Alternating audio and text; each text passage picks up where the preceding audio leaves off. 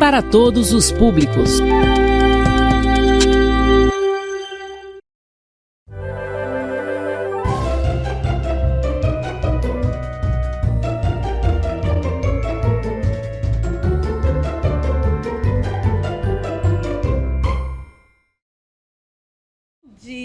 Bom dia, meus amores, bom dia, meus pequenininhos do primeiro, segundo e terceiro ano.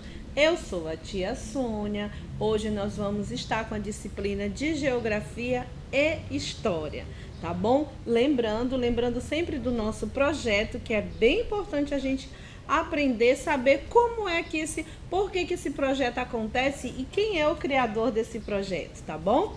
Então, o nome do nosso projeto é Escola em Minha Casa, Projeto de Vida, e como é que ele acontece? Ele é uma parceria entre a TV e a Secretaria de Educação do nosso estado, do nosso município aqui de Rosário, tá bom? Tia Sônia se empolga e aí termina falando demais. Muito bem, então neste primeiro bloco, meus amores, a nossa aula é da disciplina de Geografia. Vocês lembram que na quarta-feira passada eu falei para vocês que essas duas aulas nós íamos estarmos aprofundando o nosso estudo sobre as cidades? Lembram? Muito bem. Pois é, na nossa aula da quarta-feira anterior, nós começamos a entender como são formadas as cidades, o que a gente encontra nas cidades, por que há uma necessidade muito grande de ter mais casas, mais prédios, mais lojas. Lembra que a tia Sônia falou isso? E aí a gente descobriu que, tia Sônia, há uma necessidade de ter mais casas e mais lojas e mais serviços, porque tem um grande número de pessoas morando naquela determinada região, naquela parte do município. E nós aprendemos também o quê? Que cidade leva esse nome porque ela fica localizada num espaço urbano, tá certo? Não foi isso? Muito bem. E hoje, meus amores, nós vamos continuar estudando sobre as cidades. Nós vamos conhecer outras características, específicas das cidades. Muito bem? Vamos lá? Tia Sônia, o que nós vamos aprender hoje sobre as cidades? Nós vamos aprender como é o ritmo, como é viver nessa cidade.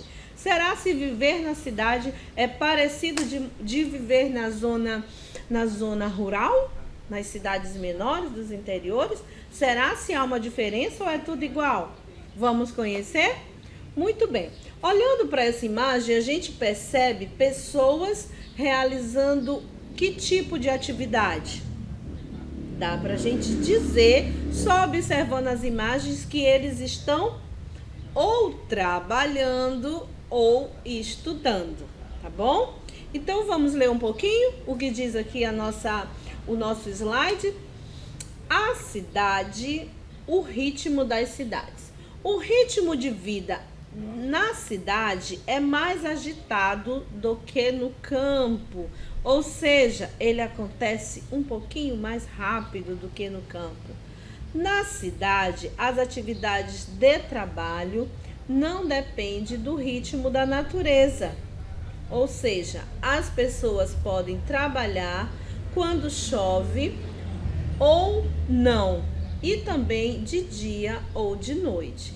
Gente, vamos lembrar um pouquinho. A vida na zona rural, ela depende um pouquinho da natureza. Por quê? Porque muitas das atividades realizadas na zona rural, ela depende do clima, tá bom?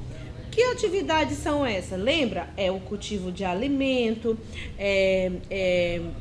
a criação de animais, a extração dos recursos naturais. E para isso eles dependem do tempo, se não está chovendo, se não está muito sol.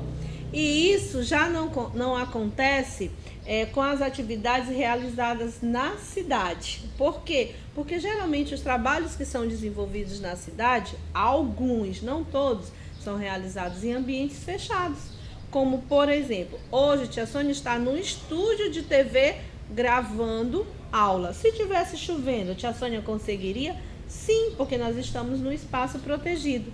Mas Se a tia Sônia estivesse lá na zona rural e tivesse que cuidar de alguns animais, e se estivesse chovendo muito forte, isso ia me impedir? Ia, tá bom? Então, por isso, o ritmo, a forma de trabalhar nas cidades e na zona rural é diferente. Por quê? Porque lá na zona rural depende também do ritmo da natureza, tá bom? E aqui na cidade, a gente consegue trabalhar à noite? Sim, conseguimos. Existem muitas atividades que são realizadas à noite. Já no interior, já na parte rural dos municípios, já é bem mais complicado. Essa parte da noite é mais usada para o descanso ou para o lazer, tá bom? Vão aprendendo aí as diferenças do trabalho da cidade e também da zona rural. Muito bem. A cidade, tá bom? Preste atenção que toda vez que a gente está usando esses símbolos, esses desenhos retratando prédios, edifícios, a gente já se remete, já lembra do quê? De uma cidade, não é? Muito bem. Então, a cidade atrai vários grupos sociais e estimula a troca entre as pessoas. Ou seja, muita gente, elas são motivadas a vir morar na cidade, às vezes em busca de estudo, às vezes em busca de uma outra forma de vida que o espaço rural não oferece para ela. Então, por essa grande concentração de pessoas nessas cidades, há uma maior necessidade de convívio com as pessoas, de troca, tá certo? Por isso, a cidade é um local de atração e concentração de pessoas e atividades econômicas mais variadas, tá? Então, tanto na aula anterior, na aula de quarta-feira passada como essa, nós estamos aprendendo, preste atenção. Tia Sônia está sempre repetindo para vocês entenderem melhor por que na cidade é oferecido um número maior de atração, de serviços. Então, aprendam, por favor. Toda vez que tiver esse questionamento, é porque aqui, meus amores, na cidade, há uma maior concentração de pessoas. Por isso, uma maior necessidade de tudo. De mais casas, de mais serviço. Aqui na cidade você vai encontrar mais pessoas ao sair, ou para trabalhar, ou para estudar, você vai encontrar mais pessoas.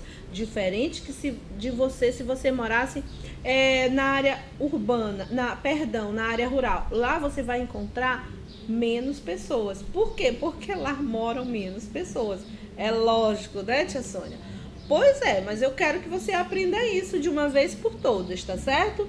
Que aqui na cidade há uma concentração maior de pessoas e de serviço.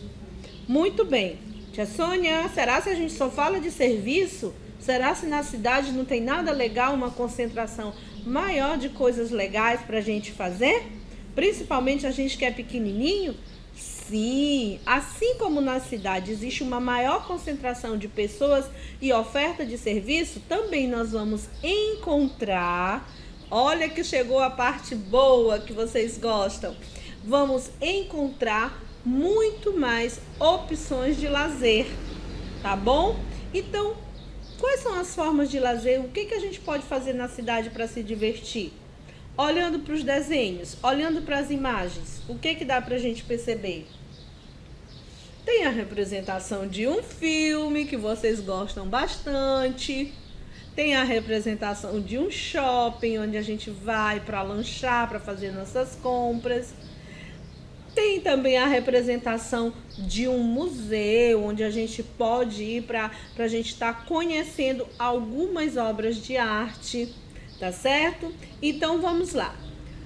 Nas cidades ou na cidade, as pessoas podem ir aonde para se divertir? Pode ir para as praças, parques, zoológicos, parques de diversão, onde tem aquele monte de brinquedo que vocês gostam, os shopping centers, cinemas, teatros, museus e outros.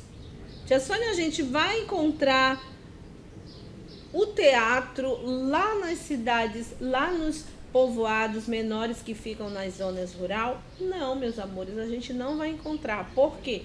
Porque o teatro, estou usando o exemplo do teatro, necessita de uma estrutura que só a cidade que vai estar fornecendo para que tenha esse espaço com ar-condicionado, com uma boa acústica.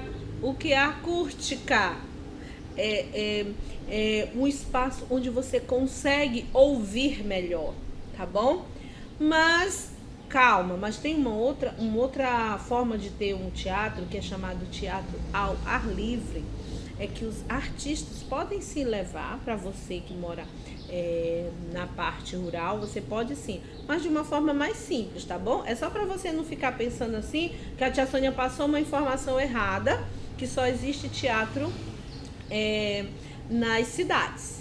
O que eu quero que vocês aprendam é que lá é bem mais prático. Por quê? Porque existe um espaço onde existe a apresentação fixa, tá certo? Deu para entender?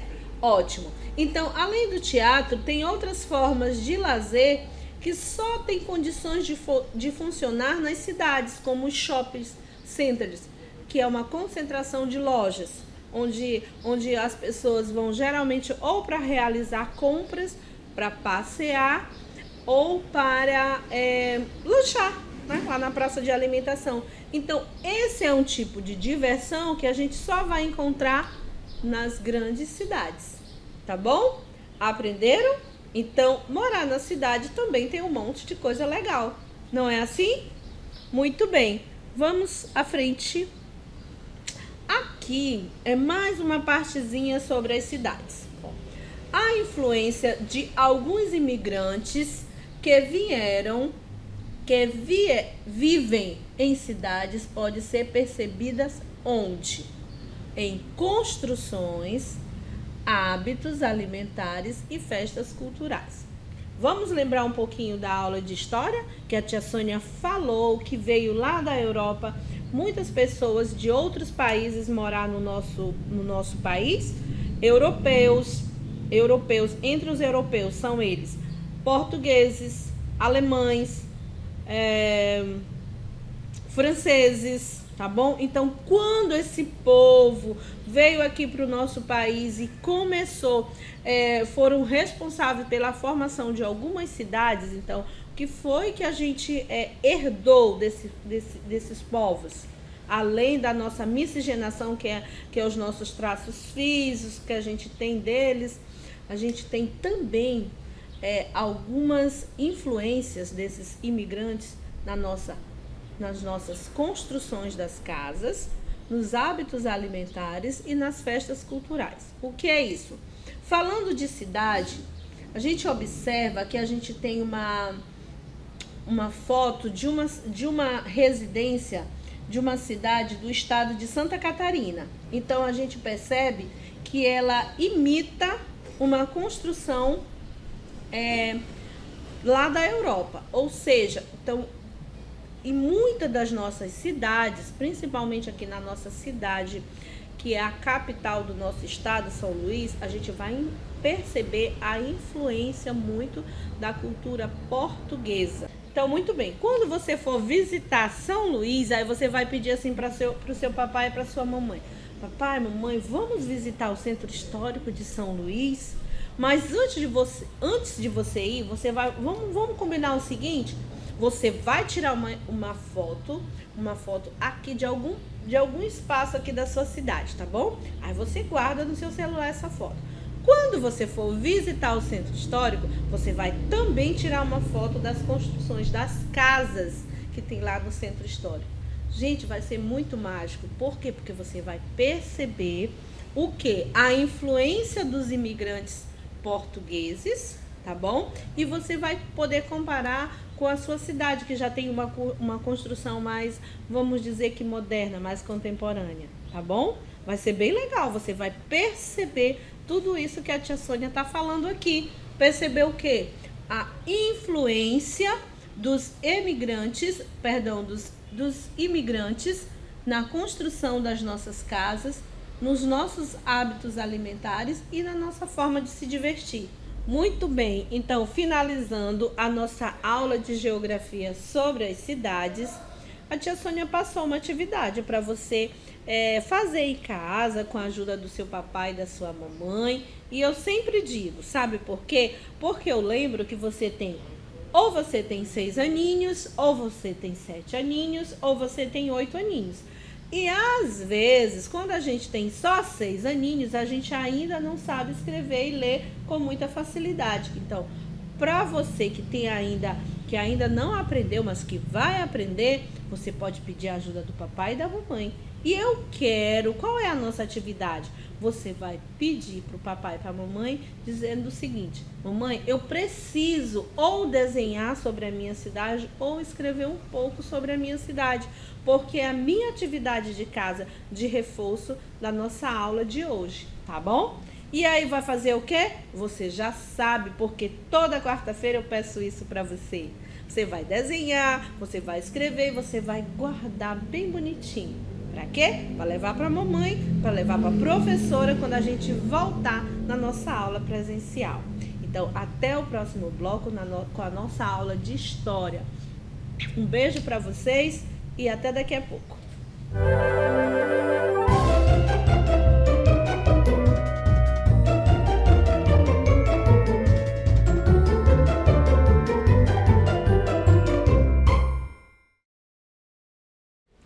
Bom dia! Estamos de volta com o bloco agora com a disciplina de História. E vocês, como é que vocês estão? Tá tudo bem? Estão gostando da aula? Estão entendendo? Eu amo a história, eu amo a disciplina de História. Por quê? Porque aqui a gente conhece as nossas origens, a gente descobre de onde a gente veio. Por que a gente tem esse tom de pele? Por que a gente tem esse tipo de cabelo? Porque o olhinho é assim? Então é muito legal estudar e aprender história, tá bom? Fiquem com isso no coraçãozinho de vocês quando for a disciplina de História. Vocês sentem, prestem bastante atenção para conhecer tudo sobre a nossa história. Por que nós somos chamados de brasileiros? Por que tem uns que são mais altos, outros que são mais baixos? E hoje a gente vai descobrir por quê. Porque na nossa aula de História hoje, a gente vai conhecer um pouquinho da vinda dos imigrantes para o Brasil, tá certo? Então vamos lá. Lembram que na aula passada eu falei para vocês que nessas 2 aulas consecutivas de História, nós íamos conhecer sobre 2 atividades econômicas. Vamos parar um pouquinho para entender o que é atividade econômica. Meus amores, atividade econômica é aquela atividade que gera dinheiro, tá bom? Que gera trabalho, que gera dinheiro, ok? Então, repetindo, eu falei na aula anterior que nós íamos conhecer sobre 2 atividades econômicas. E lá na aula da quarta-feira do dia 18, nós aprendemos sobre o cultivo da cana-de-açúcar, não foi? E hoje nós vamos conhecer sobre o cultivo do café, a atividade de cafeicultura aqui no nosso país, tá certo? Por que ela chegou, qual foi o período que ela foi mais, que teve a sua produção intensificada aqui no país, tá bom? Querem aprender um pouquinho mais? Muito bem, como eu falei para vocês que nessa nossa segunda aula de geografia, nós íamos dar continuidade estudando sobre 2 atividades econômicas do período colonial que gerou muito dinheiro para os brasileiros. Então, na semana passada, nós estudamos sobre o cultivo da cana-de-açúcar para a produção do açúcar. E hoje nós vamos estudar sobre a produção do café, que tinha a mesma finalidade do cultivo da cana-do-açúcar, que era o quê? Ser exportado para a Europa. Sendo que o café ele tinha a finalidade de ser exportado tanto para a Europa como para os Estados Unidos. E isso aconteceu no ano de 1830, tá bom? E falando aqui do nosso país, nós vamos conhecer qual foi o estado que teve essa produção, que iniciou, vamos dizer assim, a produção do café, tá certo? Então, ela teve início nos estados do Rio de Janeiro e São Paulo. tá bom? Vamos observar aqui o slide, ela mostra um mapa do município do estado do Rio de Janeiro, onde a gente vai perceber qual é a área que foi utilizada para o cultivo, para a plantação do café, ok? Vamos realizar a leitura de informação que tem aqui? Ótimo. As principais áreas de cultivo do café localizavam-se na região do Vale do Rio Parnaíba do Sul, tá bom? Essa parte aqui que está retratada no nosso slide. Com o tempo, o cultivo do café expandiu-se para as Minas Gerais e Espírito Santo, Paraná e Mato Grosso do Sul. E esse aumento de produção levou à construção de ferrovias. Ou seja, iniciou-se ali no estado do Rio de Janeiro e São Paulo, e com o passar do tempo, outros estados, outras regiões foram se interessando por esse tipo de cultivo, tá bom? Com a finalidade, como eu já falei, de ser exportado para a Europa e para os Estados Unidos, e foram aumentando essa área de cultivo. E com esse aumento de produção, houve a necessidade de pensar de que forma esse produto ia ser transportado de um lugar para o outro. Porque para esse produto chegar aos portos, para poder ser embarcado nos navios e para ir para a Europa, ele precisava ser deslocado desses estados, dessas regiões. Então foi assim, por causa dessa necessidade, que surgiram as primeiras malhas ferroviárias. De malhas ferroviárias vocês entendem, porque aqui na nossa cidade de Rosário passa uma linha de ferro, não é isso? De um trem, não tem um trem que passa aqui na nossa cidade? Então vocês conhecem bastante. Muito bem. Meus amores, aqui a gente vai entender o período em que houve a troca da mão de obra escrava para a mão de obra dos emigrantes, tá bom? Presta bem atenção. Nesta imagem, ela já retrata, ela é uma imagem em preto e branco, mas a gente percebe que ainda retrata o povo africano trabalhando nas lavouras. Lembra que a gente falou quarta-feira passada, que a gente falou do tipo de trabalho que eles eram obrigados a trabalhar, que eles dormiam mal, que eles comiam mal? Lembra que depois eles fugiram, formaram os quilombos como forma de resistência? Pois é, então aqui a gente vai aprender quando foi que houve essa mudança desse tipo de serviço, ok? Então vamos lá. Para se trabalhar no cultivo do café, eram necessários muitos trabalhadores, e os proprietários exploraram o trabalho escravo, tá bom? Isso daí você já tem conhecimento. Em 1850, o tráfico de escravizados comprados da África foram proibidos. Ou seja, vamos entender. Então, bem aí em 1850 foi proibido trazer essa mão de obra escrava da África para cá. Porém, ela ainda continuou aqui no Brasil, tá certo? Aqui no território brasileiro ainda continuava esse tipo de vendas de pessoas com a finalidade, comprava-se pessoas com a finalidade para essa pessoa ir trabalhar primeiramente no cultivo da cana-de-açúcar e posteriormente no cultivo do café. Com isso, os fazendeiros, tá bom? Com essa proibição de trazer pessoas escravizadas da Europa, os fazendeiros foram comprar escravizados no Nordeste, tá? Ou seja, continuou essa prática aqui dentro do território brasileiro, certo? Muito bem. Mas com essa proibição dessa mão de obra escrava vindo do outro continente para o país, aumentou a necessidade dessa mão de obra. Ficou mais difícil adquirir essa mão de obra. Então, o que foi que aconteceu?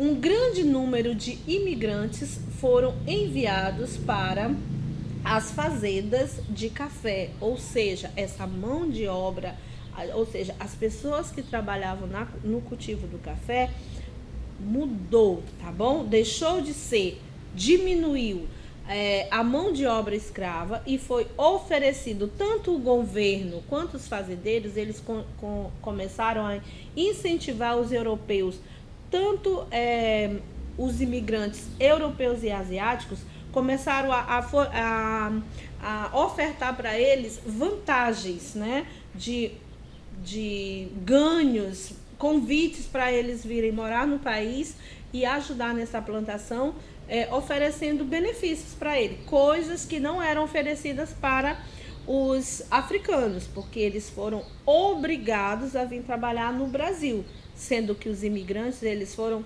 convidados, ok? Essa era a diferença. Então vamos lá. Um grande número de imigrantes foram enviados para as fazendas de café. Os fazendeiros, acostumados ao regime escravistas, ofereceram péssimas condições de trabalhos e vida. Ou seja, a diferença dos imigrantes para os escravos era que os imigrantes eles iam receber, né, iam ser remunerados, eles iam ter um ganho com esse trabalho. Como você já sabe, os africanos não recebiam nenhum tipo de ganho pelo trabalho realizado. Eles viviam na condição de escravo. Porém, aqui no país já tinha uma cultura, não é? Já tinha uma cultura de oferecer para os escravos uma condições péssimas de vida. E com a chegada dos imigrantes, isso não mudou muito.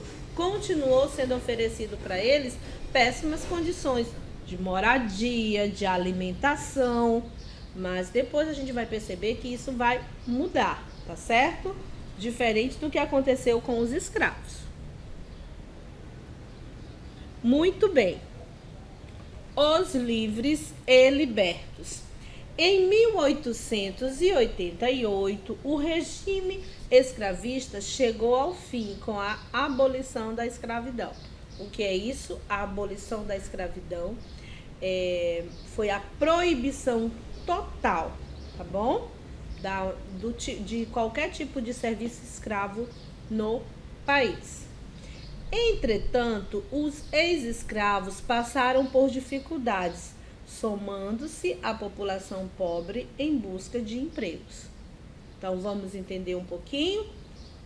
Acabou a escravidão no Brasil, porém não foi oferecido para esses ex-escravos condições dignas para eles continuarem a ganhar o seu sustento, tá bom?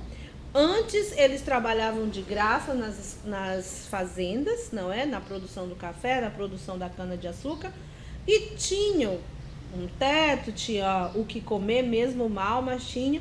E depois desse momento, a situação, houve um agravamento dessa situação, que eles passaram a condições ainda piores de sobrevivência e foram aumentar o número de pessoas nas cidades em busca de emprego, tá certo?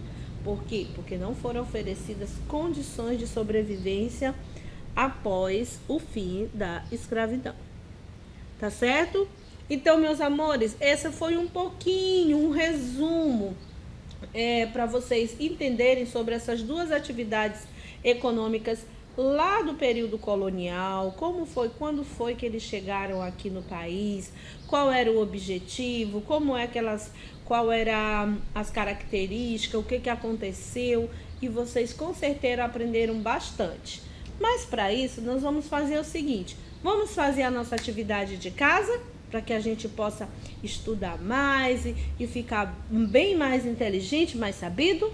Muito bem. Então, nós vamos agora para a nossa parte de atividade de casa, tá certo? Então, para que serve a atividade de casa, tia Sônia? Para você relembrar o que a gente estudou, para você ficar mais sabido, mais inteligente. Então, você vai pesquisar com a ajuda do papai e da mamãe, da sua irmã, da sua tia, ou seja, de quem estiver aí em casa com você, sobre a diversidade do povo brasileiro. O que é isso, tia Sônia? É simplesmente você pesquisar por que o povo brasileiro é tão diferente. Por que tem tom de pele diferente? Por que tem cabelos diferentes? Por que tem formato do rosto, do nariz diferente? Tá bom? Pesquise sobre isso, ou escreva, ou desenhe, como a tia Sônia sempre pede. Guarde, faça um bonito colorido, coloque o seu nome, coloque o nome da tia Sônia e guarde para quando a gente voltar para as aulas presencial, que já está bem pertinho, você levar para sua professora. Tá bom, meu querido? Isso é um registro, isso é uma prova de que você continuou estudando em casa. Aí a professora vai perguntar assim: ei, me diz aqui, você estudou em casa? Aí você vai dizer: estudei sim. Tia, eu tenho até como provar que eu estudei. A tia Sônia pediu para eu fazer um dever para eu trazer para a senhora. Não vai ser legal? Muito bem. Então nós vamos ficando por aqui, meus amores, com a nossa aula de história, desejando um bom estudo, o restante da semana, bom final de semana e até a próxima aula.